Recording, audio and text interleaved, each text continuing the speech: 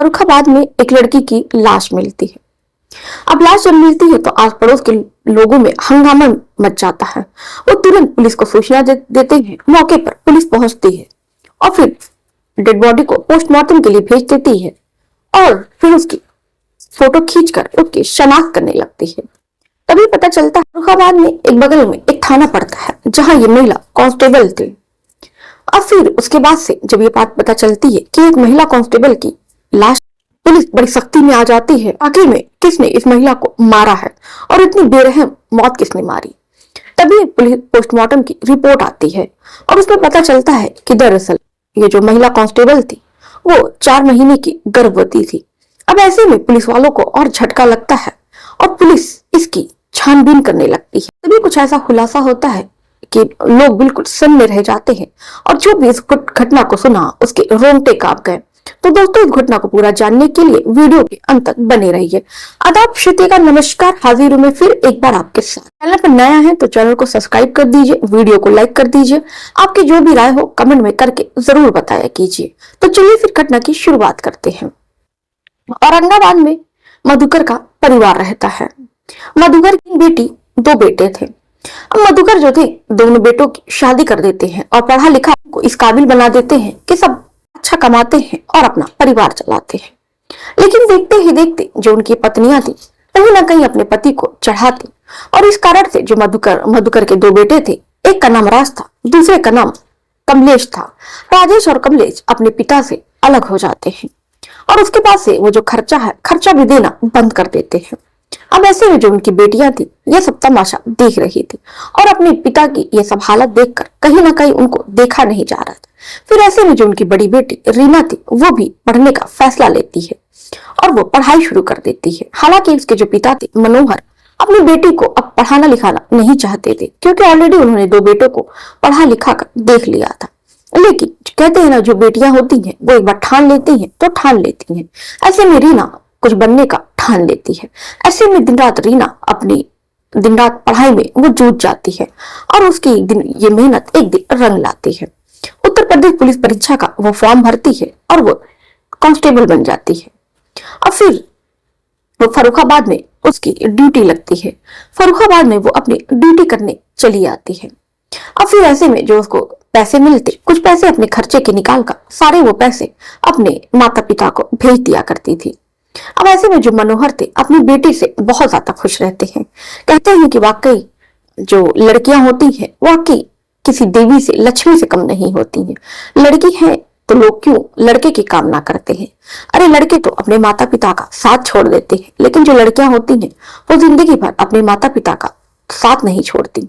अब ऐसे में जो रीना थी और भी अपनी बहनों को, जो 2 बहनें थी उनको भी पढ़ाती है, लिखाती है, यानी अपने पूरे घर परिवार की जिम्मेदारी अब रीना ही उठाती है।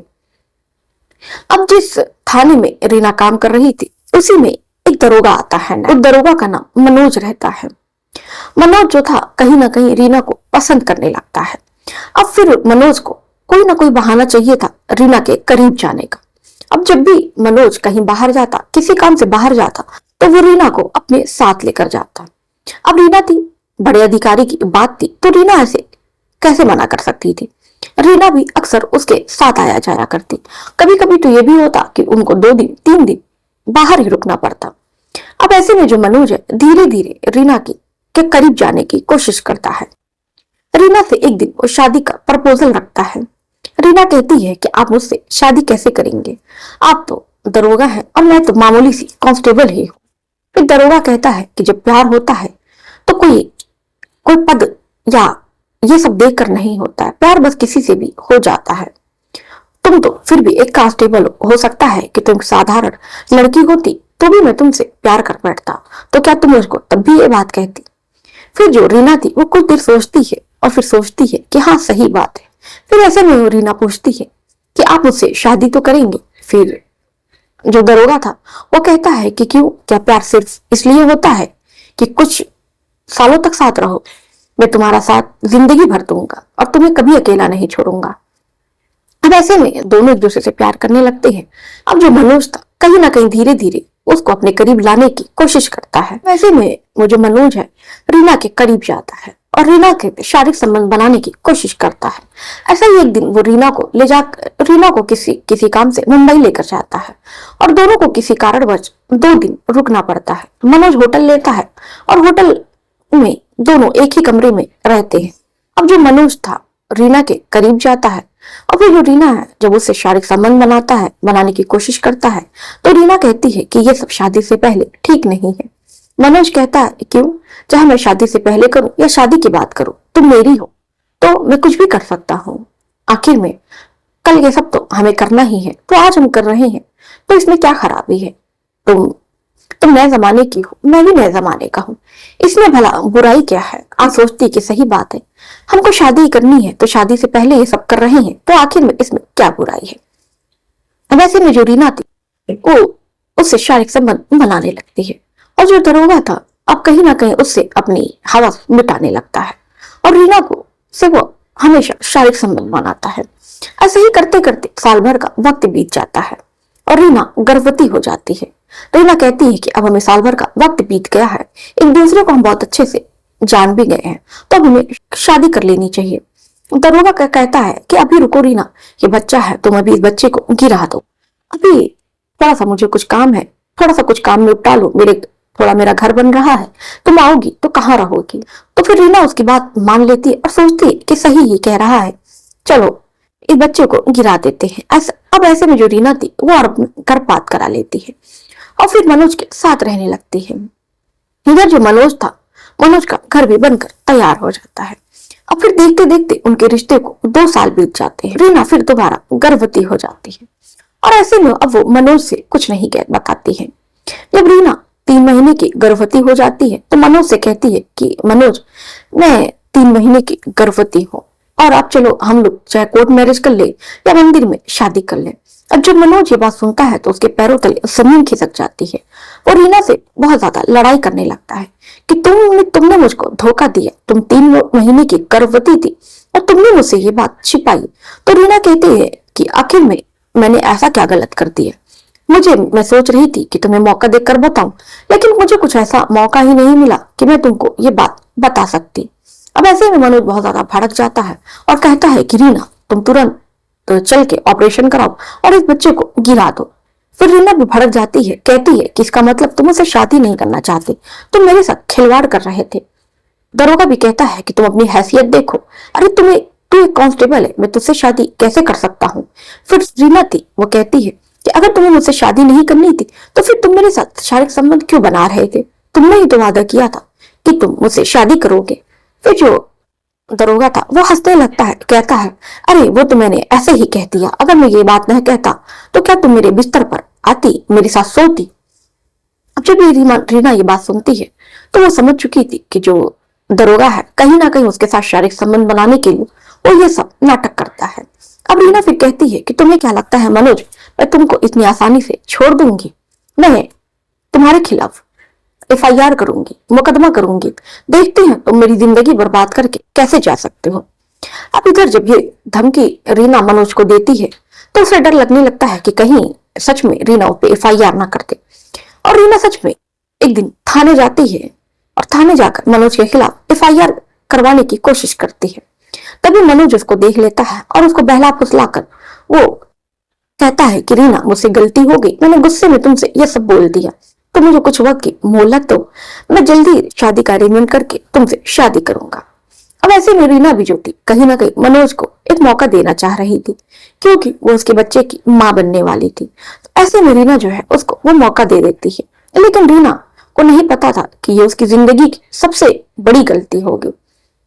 आज जो मनोज उसको इधर शादी करने का वादा करता है और इधर मनोज उसको जान से मरवाने की प्लानिंग करता है। कुछ गुंडों को पैसे देकर रीना की सुपारी देता है। दरोगा था रीना को किसी काम से एक झाड़ी के पास बुलाता है अर्जेंटली मिलने के लिए। रीना दौड़े दौड़े जाती है, तभी देखती है कि वहां पे मनोज नहीं था बल्कि वहां पर 2 गुंडे थे। उसका एक मुंह पकड़कर कुछ उसको सुंघा देता है। तभी एक जो गुंडा था वो उसका गला रेत कर उसको मार देता है और वहीं झाड़ी में छुपाकर फेंक कर चला आता है। जब फिर ऐसे ही में वहां पर एक खेत में एक आदमी टॉयलेट करने गया होता है तभी वो खेत में देखता है कि एक महिला की लाश पड़ी है। वो देखने के बाद उसके बाद आस पड़ोस के लोगों को बुलाता है। फिर वहां पर काफी ज्यादा भीड़ लग जाती है। फिर मौके पर लोग पुलिस को सूचना देते हैं। फिर वहां पर तुरंत पुलिस पहुंचती है। फिर पुलिस जो है उस बॉडी की फोटो लेकर उसकी शनाख्त के लिए लोगों से पूछताछ करती है और बॉडी को पोस्टमार्टम के लिए भेज देती है। और फिर तभी पुलिस वालों को पता चलता है कि महिला जो है बगल में थाने में कांस्टेबल थी। और फिर उसके बाद से पोस्टमार्टम की रिपोर्ट आ जाती है। उसमें पता चलता है कि रीना 4 महीने की गर्भवती थी।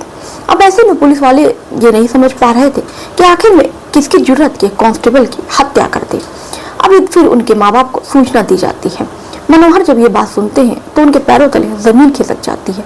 बहुत ज्यादा वो रोते हैं, धोते हैं, कहते हैं कि अब मेरा क्या होगा, अब मेरा घर परिवार का क्या होगा, मेरी पूरे घर परिवार की जिम्मेदारी मेरी बेटी संभाल रही थी, अब मेरा क्या होगा। फिर जो पुलिस वाले हैं मनोहर से पूछते हैं कि क्या आपकी किसी से कोई रंजिश थी या आपकी बेटी की कोई रंजिश थी। फिर मनोहर बताते हैं कि मेरी बेटी सिर्फ अपना घर परिवार का खर्चा चला रही थी और घर परिवार की जिम्मेदारी उठाने के लिए वो कांस्टेबल बनती है। और ऐसे में हमारी दुश्मनी न हमारी बेटी की दुश्मनी किसी से भला क्या हो सकती है। अब ऐसे में पुलिस वाले काफी ज्यादा छानबीन करते हैं लेकिन उनको कहीं कोई सुराग नहीं मिलता है। अब ऐसे में फिर वो रीना की कॉल डिटेल निकलवाते हैं। तो पता चलता है कि रीना एक नंबर पर काफी देर यानी कि कई सालों से 2 सालों से लगातार बात कर रही थी और जब भी सबसे ज्यादा नंबर उसी आदमी का था। अब ऐसे में वो पता करवाते हैं कि आखिर में ये नंबर किसका है। तभी पता चलता है कि ये उसी थाने में तैनात मनोज दरोगा का नंबर है। अब फिर वो तुरंत दरोगा को बुलाते हैं और दरोगा से पूछताछ करते हैं। अब जो दरोगा था सारे पैतरे जानता था। अब दरोगा इनको बहुत ज्यादा इधर उधर करता है और कहता है रीना से मेरा कोई चक्कर नहीं था, अक्सर मेरा किसी न किसी काम से रीना से मिलना होता था किसी केस के बहाने, तभी हम लोग घंटों घंटों बात किया करते थे। अब फिर क्या था, जो पुलिस वाले थे वो मनोज को छोड़ देते हैं। अब फिर वो सुराग खोजने पे लग जाते हैं। अब फिर ये भी सवाल था कि आखिर में कि जो महिला कांस्टेबल थी वो किसके बच्चे की माँ बनने वाली थी। फिर उनको शक जाता है मनोज के ऊपर कि हो सकता है मनोज झूठ बोल रहा है, मनोज एक पुलिस वाला है तो उसको पुलिस की सारी बारीकी उसको पता है और वो पुलिस को चकमा देने की कोशिश कर रहा था। आखिर में वो भी तो एक पुलिस वाले थे जो ये सब छानबीन कर रहे थे। अब ऐसे में वो मनोज का डीएनए लेते हैं और मनोज के डीएनए से वो उस महिला के बच्चे का डीएनए मैच कराते हैं तो उसका डीएनए मैच हो जाता है। अब पुलिस समझ चुकी थी कि ये जो महिला मनोज के बच्चे की माँ बनने वाली थी और मनोज ने ही इस महिला का कत्ल किया है। अब ऐसे में तुरंत वो मनोज को गिरफ्तार करते हैं और थाने लाकर उस पर 3rd डिग्री का इस्तेमाल करते हैं। तो मनोज अपना जुर्म कबूल कर लेता है, बताता है कि जो महिला है उसके साथ वो प्रेम संबंध में 2 साल से था और महिला जो है वो 4 महीने की गर्भवती थी और ऐसे में वो उस महिला से शादी नहीं करना चाह रहा था और वो कांस्टेबल उससे शादी का दबाव डाल रही थी और ऐसे में उसे कुछ नहीं सूझा कि वो इससे छुटकारा कैसे पाए। तो इसलिए उससे छुटकारा पाने के लिए उसने उसको जान से मार दिया। अब जब पुलिस ये बात सुनती है तो बहुत ज्यादा आश्चर्य पड़ जाती है कि जिस पुलिस के हाथ में लोगों की रक्षा की जिम्मेदारी होती है वही पुलिस भक्षक बन के किसी की जान ले सकती है। वो भी इसकी जो उसके साथ 2 साल से रह रहा था उसने 2 कत्ल किया था, एक तो अपनी प्रेमिका का और एक अपने बच्चे का, और उसको जेल भेज देती है। तो कहते हैं इसीलिए महिलाओं को किसी से प्यार करना चाहिए तो बहुत सोच समझ के प्यार करना चाहिए कि कहीं ऐसा तो नहीं है वो सिर्फ आपका इस्तेमाल करने के लिए, आपको अपने बिस्तर पर ले जाने के लिए वो आपके साथ प्यार का नाटक कर रहा है। तो दोस्तों कुछ रीना के साथ भी कुछ ऐसा ही होता है। तो यह घटना आपको कैसी लगी आप अपनी राय कमेंट बॉक्स में करके जरूर बताइएगा। तो चलिए फिर मिलते हैं किसी और घटना के साथ, किसी और क्राइम के साथ। तब तक के लिए अपना और अपने परिवार वालों को सुरक्षित रहिए, ख्याल रखिए। जय हिंद, जय भारत।